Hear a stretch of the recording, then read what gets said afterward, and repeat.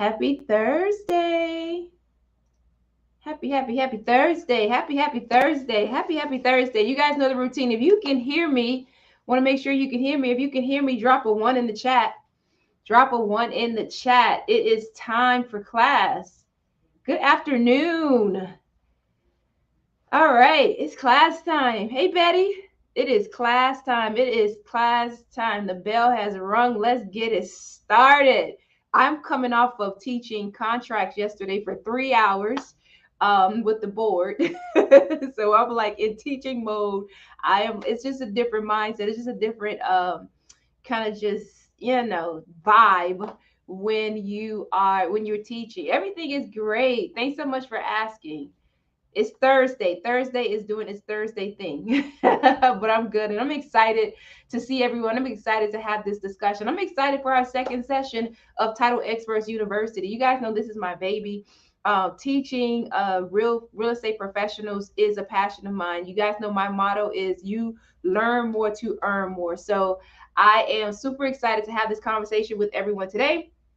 Our topic for today is FIRPTA for Realtors. FIRPTA for Realtors. So this conversation was born out of, again, teaching contracts, conducting closings, and just really having, a lot of questions come surrounding this topic. Good morning. I'm glad you're excited. I am too. Wow. I'm excited as well.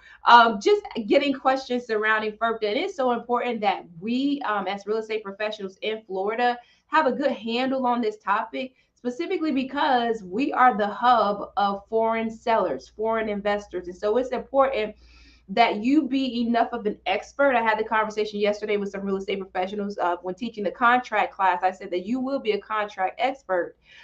You will be a FIRPTA expert to the extent that you will have enough knowledge to educate, guide your clients, and answer their questions. Good afternoon. Good afternoon. Good afternoon. Thanks so much for the energy in the chat. So to get started, for anyone who's new to our sessions, who's new to the university, my name is Ray Cole Jackson. I'm the founder of Title Xperts. We're a full service settlement, title insurance and settlement firm that services all of Florida. Also the founder of Title Xperts University, College of Closed and Funded.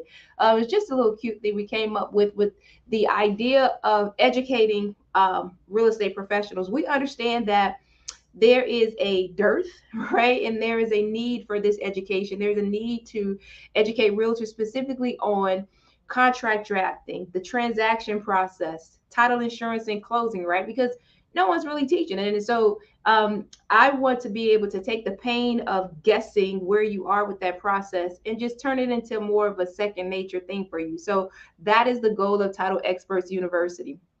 A little bit about my educational background. I am originally from Florida, attended the University of Florida, go Gators. Got my law degree at Santa Clara University, my LLM in real property development from the University of Miami School of Law. I am a Miami girl, and I am licensed in Florida. Got my first real estate license in California, and then came back on home here to Florida. So let's get right into that's right. Go Gators. Let's get right into this discussion of FIRPTA. FIRPTA. If you've never heard of FIRPTA, or you've only heard about one or two times, drop a two in the chat. If you're like, well, I heard of it, but I'm really not sure. And like Ray Cole, that's why I'm here. I need to know. I need to know something, more about it. Or if you feel like you've definitely heard of it, right? You just wanna tighten up. Drop a three in the chat. Let's see who's in the class today. Let's see how deep we gotta go. All right, Betty's like, I need all of it. And that's good, because you're gonna get all of it. You're absolutely going to get all of it. Recently had to deal with it 100%. If you're doing business in Florida, you are going to have to deal with it sooner or later. All of it. I know that's right. All of it. All right. So let's start here. We're going to start with the basics. FIRPTA. What is FIRPTA? The acronym FIRPTA, it stands for Foreign Investment in Real Property Tax Act. Foreign Investment in Real Property Tax Act, FIRPTA. That's what FIRPTA is. They're saying all of it. I gotcha. Foreign Investment in Real Property Tax Act. Here's why this is important, and we just talked about this. It's important for us in Florida to have a strong handle on this because Florida has the highest percentage of foreign investment in real estate in the U.S.,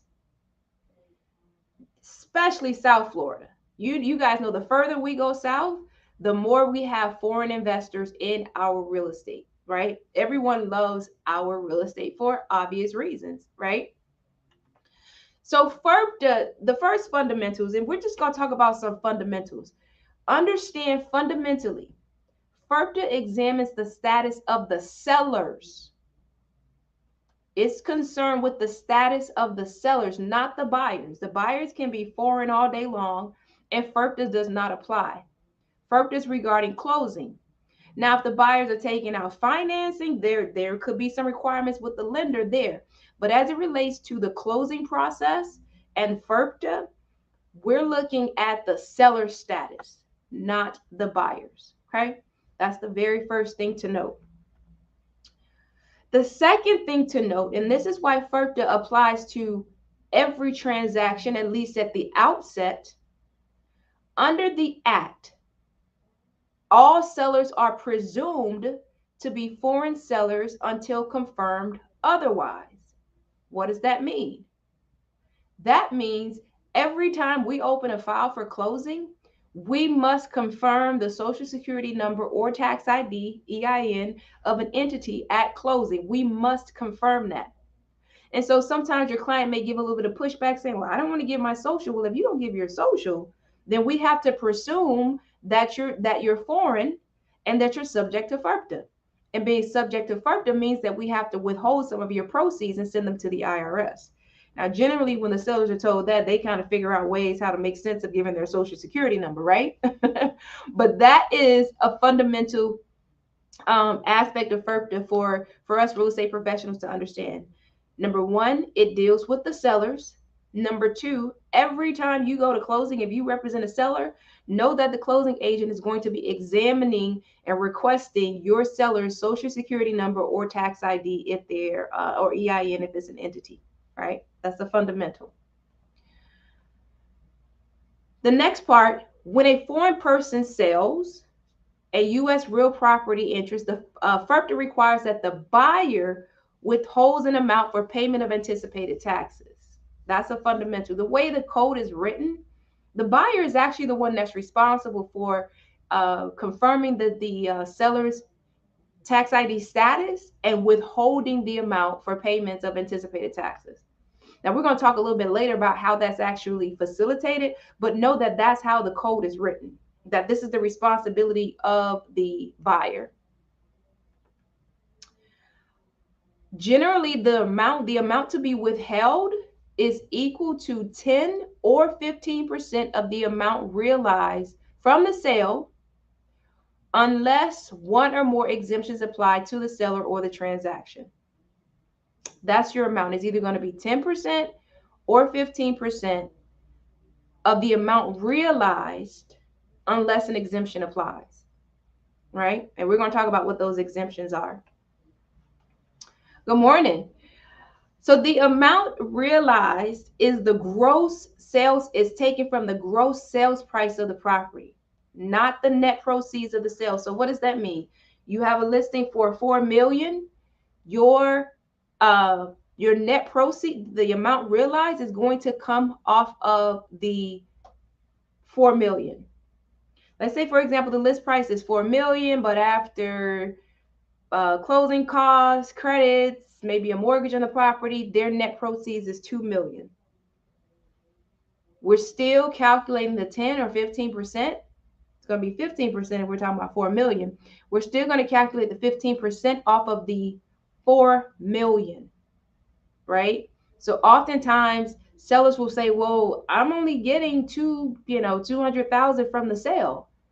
The code requires that the calculation, the percentage, be taken from the gross sales price. You guys have that now. You won't ever have to worry about questioning how to answer that question when your sellers ask about it, right? So how do we calculate the withholding rate? All right. First of all, if the property is not acquired to be the buyer's residence, when the property is acquired in this situation, the withholding rate is 15% of the amount realized. Again, 15% of the gross sales price. So if the buyer is not acquiring the property to be their residence, then the closing agent is going to withhold 15% of the gross sales price. Start there. That's how we calculate to start there, right? If the property is acquired to be the buyer's residence, then there may be an exemption. Here's the next fundamental for you to know. The buyer must be a natural person. The buyer cannot be an entity. According to the code, an entity such as an LLC, corporation, etc., they can't have a principal residence. They can't have a personal residence, right? So the buyer must be a natural person. That's the next fundamental you now know. It must be a natural person. Cannot be an investor that's going to purchase in the name of their LLC. All right. Once we've determined that the buyer is a natural person, we must determine that the buyer has definite plans to reside at the property for at least 50% of the number of days that the property is used by any person during each of the first 2 years after the closing date. All this means is that the buyer or their family intends to use the property as their residence for 50% of each of the upcoming 2 years. It can be the buyer, their cousin, their daughter, their son, their grandkids. The buyer and their family will use the property for at least 50% of each of the upcoming 2 years. That means the other 15% can be what? It can be rented out. So it doesn't have to be 100% their personal residence. They never rent it out. They never Airbnb it, etc. They just have to ensure that for the first 2 years, 50% of each of those 2 years, it is them or their family that is using the property as their residence. All right. Now, let's get into the scale of the exemptions. Now we've determined that our buyer is a natural person. We've also determined that they're going to use the property for 50% of each of the upcoming 2 years. The next thing we look at is the purchase price. Less than $300,000 or $300,000 or less, and the buyer intends to use the property as their personal residence, no withholding is required. None. So now the seller is completely exempt from withholding. So what was our 3 requirements? Natural person, intending to use the property as their residence, them or their family, for 50% of the upcoming 2 years. And then the sales price is $300,000 or less. Transaction is exempt. Seller does not have to withhold, even though they do not have a social security number or tax ID. Right? Remember, this is for sellers who do not have a social or tax ID. The next range is if the sales price is $300,000 to $1 million, we withhold 10% of the sales price. So this exemption is not a full exemption, it's a partial exemption. We're withholding 10% of the sales price. So we went from 0, where it's $300,000 or less than $300,000. We go to 10% if it's $300,000 to $1 million. All right. Now, lastly, if the purchase price is $1 million or more, even if the buyer is a natural person, even if the buyer intends to use it as their residence, we still have to withhold 15% of the sales price. Right? So, quick recap. Every seller is assumed foreign until proven otherwise. So you have to provide a social or EIN. If you cannot provide a social or EIN, We're looking at are there any exemptions that apply? In order to have an exemption apply, you must have a buyer that's a natural person. The buyer must intend to use the property as their residence for 50% of the upcoming 2 years. And then we looked at the exemption amount. If the gross sales price of the property, the gross sales, the gross amount realized is the sales price. It is the sales price. Gross is the same. That's the amount realized. Gross means the amount realized, not deducting any costs. So gross versus net. We do not look at net, we look at gross. And gross, for the purposes of our transaction, is your sales price. Good, good, good, good. So our sales price is $300,000 or less. We have a full exemption for the seller, no withholding. If our sales price is $300,000 to $1 million, we're doing 10% withholding of the sales price. If it's above $1 million, full withholding of 15%. All right. So what is the seller's responsibility? First of all, your seller needs to be proactive. Once you go to your listing appointment and you determine that your seller may be exempt for any reason, may be subject to FIRPTA, let's start having some conversations. Let's be proactive about how we want to address this. Go ahead with your questions. First of all, you want to make sure that your seller seeks the advice of a licensed and qualified tax professional, right? Are there exceptions to this withholding and how they're going to get their taxes back? Listen, even the closing agent does not answer those questions, right? Even the closing agent does not give tax advice. They're going to say, well, we did this with the property and I shouldn't. And the closing agent is going to say, hey, listen, you have to have that conversation with the IRS. That's what this is all about. This is just to clue you guys in. This whole protocol is to ensure that our government gets their tax money. That's what this is all about. All right. So we have a question. What if they're buying as homestead and not using an LLC or any business? Again, that certainly answers the question that they're going to use it as their personal residence. The buyer they're intending to use the property as their personal residence. Then and all the other requirements are met, then we have an exemption. All right.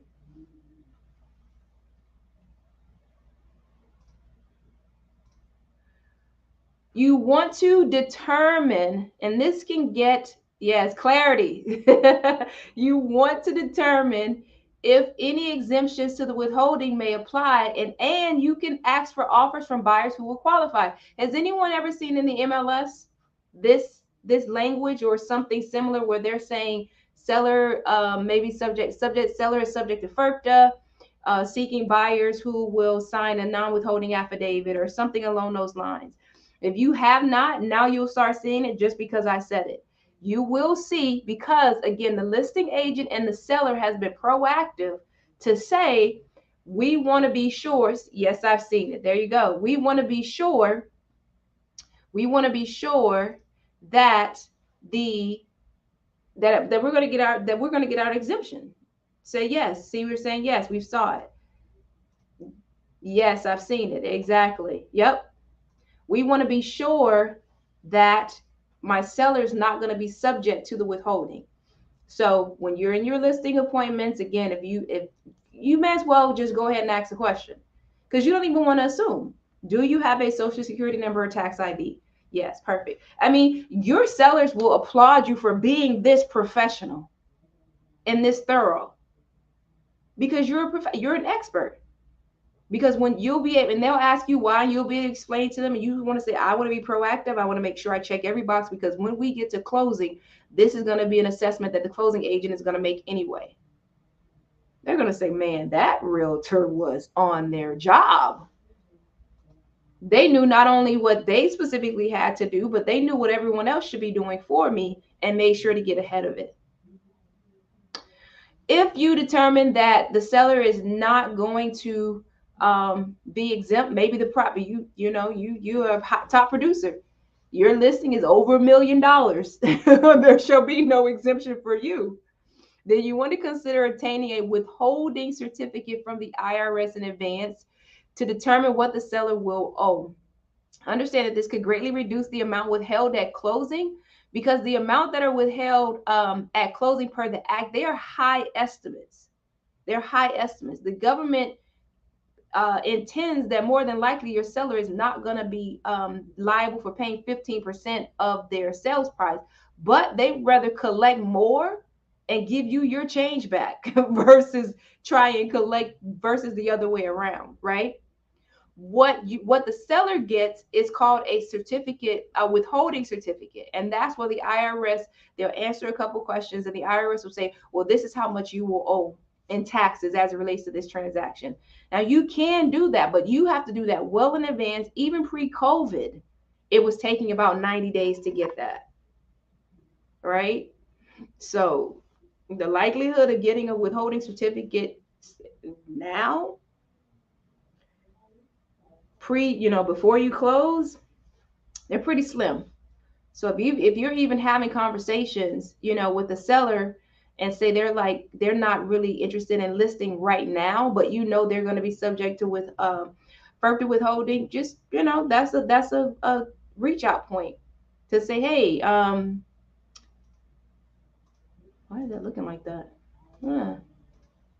To say, hey, you should consider a withholding certificate, right?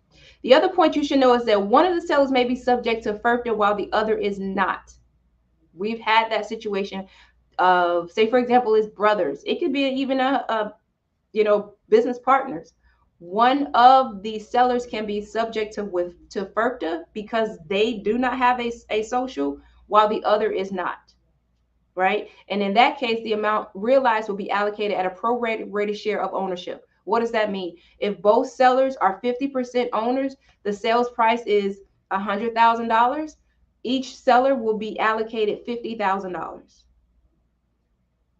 That's another thing you can know, right? Now, we talked about this earlier. I want to make sure that is clear. Pursuant to the act, the buyer is the withholding agent. That's how it's written, that the buyer is the withholding agent for those taxes. However, we know that generally the title agent will facilitate withholding the remittance of the taxes to the IRS, right? The code is written that it's the buyer's responsibility. Generally, the title agent will facilitate that on behalf of the buyer. They're going to do the calculation, they're going to collect it at closing, and they're going to make sure that is remitted to the IRS. Now, you as the buyer's agent, if you're knowing that this transaction is subject to FIRPTA and knowing that the code is penalizing your buyer, that means you want to make sure you see that collection on the settlement statement, right? Again, you're protecting your clients as well.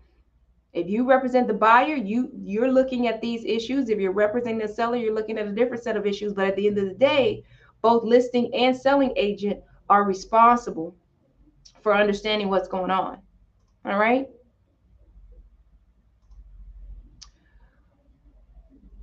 Again, the buyer must ensure that the tax amount is withheld and remitted to the IRS within 20 days of closing. That's our deadline. That's the deadline to get those monies into the IRS within 20 days of closing, right? Now, what can the buyer do in that regard? They can say, hey, can you send me proof of the tracking for the withholding package? Because definitely it's going to be FedEx. Nobody is sending, I would hope not one closing agent is sending out FIRPTA checks, withholding checks by regular U.S. mail. All right. They can also reach out and request, maybe if the check has been cleared, but they can reach out and request some proof that those monies were remitted to the IRS within 20 days. Right. Now, I will say that there is an option for a closing agent to hold those funds in their escrow account while the seller makes an application for a withholding certificate, but that application needs to have been made at or before closing. If they don't make that application at or before closing, those funds need to just go. I will let you guys know that most generally now closing agents are not holding those funds just because it's taking so long for the IRS to process those applications. for the withholding certificate. And if they send it out and for whatever reason it gets lost in the mail, guess who's responsible? The buyer. So expect, if you represent the seller, expect those monies to just go out. If you represent the buyer, you should request and demand that those funds just go out and not be held in the closing agent's escrow account, right? Because again, failure to withhold is a penalty. Penalties, fines, and interest. If this protocol is not followed regarding FIRPTA. All right, it's pretty serious. And then lastly, the buyer is responsible for executing one specifically a FIRPTA affidavit. It's an affidavit at closing where they're going to affirm the analysis that we discussed earlier in our conversation. Number one, natural person. Number two, I intend to utilize this as my personal residence for at least 50% of the upcoming 2 years. And also that I understand that by executing this affidavit, I am going to that will allow me to not have the seller to not have a withholding. So they have to sign an affidavit attesting to this. And so that's the language that you often see in the MLS as well, saying buyer agrees to execute a FIRPTA affidavit. Again, if you see that language, this is what they're talking about. Now, lastly, what is the title agent's responsibility? Again, if accepted and agreed to, as most do, the title agent will facilitate the withholding and remittance of the tax amount to the IRS. Now, you guys should know, if you've taken the contract class, you know that the contract has been amended, or one of the revisions in paragraph 9 as it relates to closing costs. It says that the seller will pay the cost of FIRPTA filings. There is a cost involved with this. Number one, most closing agents are going to engage a CPA because there's a couple documents that need to be prepared, right? They want to make sure that those documents are prepared accordingly. Again, a FIRPTA package has to be prepared, sent out via FedEx overnight delivery. And so there's an additional cost. And now the contract is abundantly clear that that is a seller responsibility. All right. Now, the last thing, again, is along with that cost, the title agent is going to ensure that the forms are executed and delivered to the IRS within the time period required. All right. So we've talked about the seller's responsibilities, the buyer's responsibilities, and the title agent's responsibilities as it relates to this FIRPTA framework. Now we're all strong enough to go out, speak with a seller who may be subject to FIRPTA, and confidently give them direction on how to address it, how to get ahead of it, right? Some things they can do in anticipation of listing their property. Putting in the MLS that they will, first of all, can it be exempt from withholdings, placing information in the MLS to make sure that we get a buyer that's willing to execute the FIRPTA withholding, and then knowing how to communicate with the closing agent once the file does go in for closing, because we now know what the closing agent is expected to do as it relates to process a FIRPTA transaction. We did that in 29 minutes. How about that for bite-sized learning? Any questions? Any questions? Any questions? Any questions?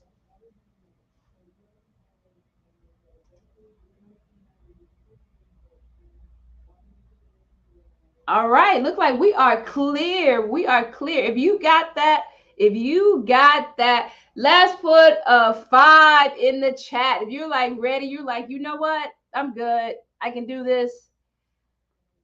I got what I came here for. I understand what FIRPTA is about. Ask me anything. You're like, askmeanything.com. You're ready to go to Miami and get all the listings.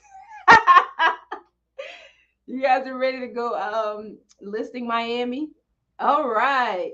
Okay.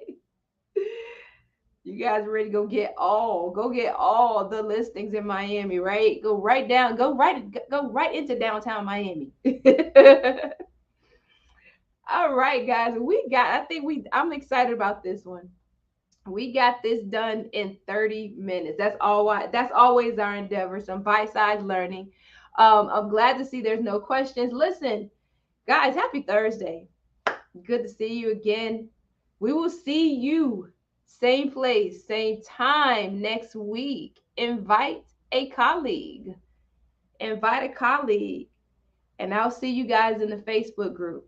I'll see you in the Facebook group. We got a little bit of engagement that we have lined up. So I will see you guys in the Facebook group. All right. You're welcome. Bye.